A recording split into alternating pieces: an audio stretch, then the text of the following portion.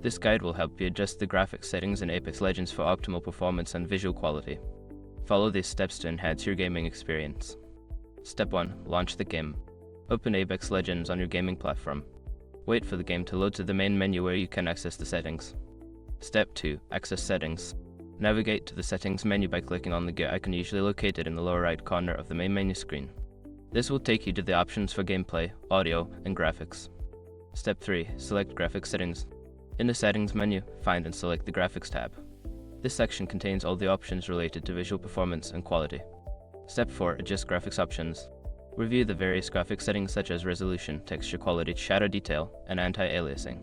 Adjust these settings based on your hardware capabilities and personal preference for performance versus visual fidelity. Step 5. Save and apply changes. After making your adjustments, make sure to save and apply the changes.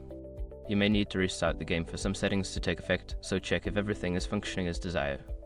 By following these steps, you can easily connect and customize your graphics settings in Apex Legends for a better gaming experience.